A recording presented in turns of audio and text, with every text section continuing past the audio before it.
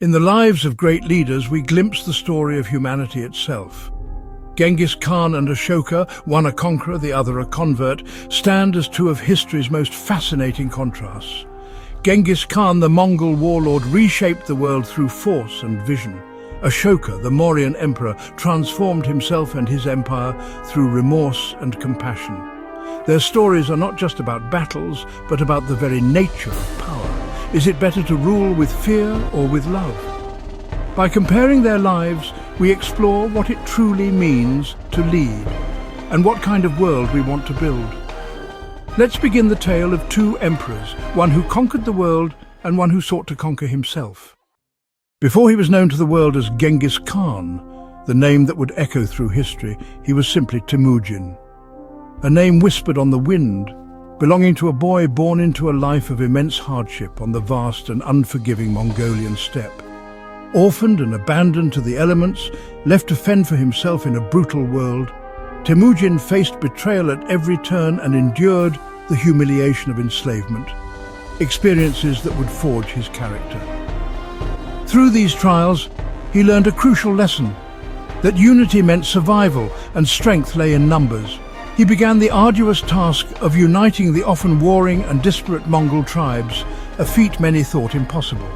He didn't rely on birthright or lineage, but instead built his power by rewarding unwavering loyalty and exceptional skill, regardless of background. In 1206, after years of struggle and strategic alliances, he was proclaimed Genghis Khan, the universal ruler, a title that reflected his ambition and destiny.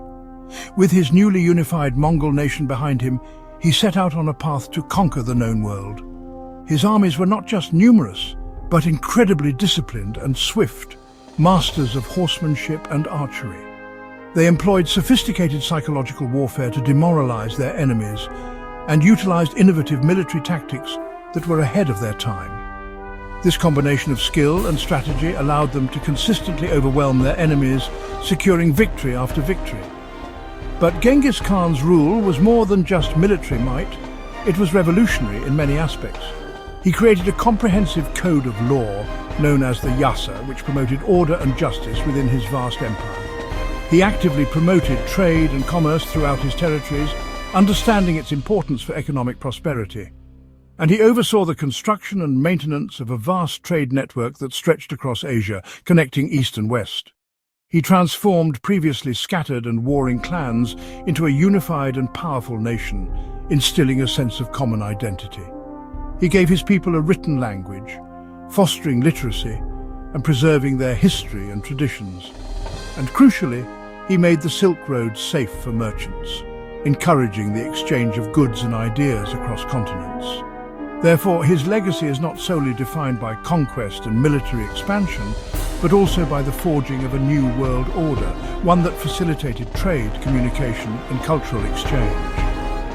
To truly understand the complex figure of Genghis Khan is to acknowledge and reconcile both aspects of his character, the unifier who built a nation and the conqueror who reshaped the world. He was in many ways a force of nature, an unstoppable power who irrevocably changed the course of history, leaving an indelible mark on the world forever. Now let's journey back in time, 1,000 years before the rise of Genghis Khan and his Mongol Empire, to ancient India, a land of vibrant culture and powerful kingdoms, and meet a prince named Ashoka. Born into the lap of royalty, amidst the splendor and intrigue of the Mauryan dynasty, Ashoka possessed a burning ambition, a keen intellect, and a natural aptitude for leadership. He was intelligent, strategic in his thinking, and fierce in his determination, a formidable combination for any ruler. He was a warrior king who relentlessly expanded his empire, employing ruthless efficiency and military might. His defining moment, the turning point in his life, came after the brutal and bloody conquest of Kalinga, where the sheer scale of death and destruction, the horrors of war, filled him with profound remorse and a deep sense of regret. Overwhelmed by the suffering he had caused, Ashoka renounced violence and embraced the path of Buddhism, seeking to govern his vast empire with compassion, justice, and a strong sense of moral duty, guided by Buddhist principles. He underwent a complete transformation, evolving from Ashoka the Fierce the ruthless conqueror, to Ashoka the righteous, a benevolent and compassionate king dedicated to the welfare of his people. He dedicated his reign not to further conquest, but to the pursuit of peace, social justice, and the overall welfare of his kingdom. Ashoka's conversion was not a sign of weakness or a loss of power, but a radical act of strength and a testament to his profound inner transformation, a bold decision that reshaped his reign. He chose to conquer hearts and minds through compassion and good governance, instead of expanding his territory through war and bloodshed. He became a shining model of ethical leadership, demonstrating the power of compassion and moral principles in governance. His life story serves as a powerful reminder that even the most powerful individuals are capable of profound personal change and growth. His story is a timeless testament to the transformative power of redemption and the possibility of finding a new path even after immense mistakes. Ashoka's greatest and most enduring victory was not on the battlefield, but over himself, his own desires and his past actions. He left behind a legacy not of fear and conquest, but of hope, peace, and the enduring power of compassion. Even today, centuries later, his ideals of righteous governance and peaceful coexistence continue to echo across the world, inspiring leaders and individuals alike. Both Genghis Khan and Ashoka rose to power through conflict and ambition. Genghis Khan built his empire from nothing, uniting tribes with strategy and relentless force. His armies struck like lightning, using speed and discipline to overwhelm enemies. He made examples of those who resisted, ensuring swift surrender from others. Ashoka, though born to power, proved himself through military campaigns and conquest. His early reign was marked by expansion and dominance, much like any great conqueror. The difference came after victory. Genghis Khan continued to expand by force, while Ashoka changed course. Ashoka's transformation after Kalinga set him apart. He chose peace over perpetual war. Their empires were forged in fire, but only one would be rebuilt on compassion. The true test of leadership came after the battles were won. Winning an empire is one thing, governing it is another. Genghis Khan ruled with strict laws. The yasa applied to all, creating order and safety. He built a communication network, promoted trade, and tolerated diverse cultures as long as they obeyed his rule. His governance was pragmatic. Efficiency, loyalty, and control kept the empire strong. Ashoka, after his conversion, ruled with a gentle hand.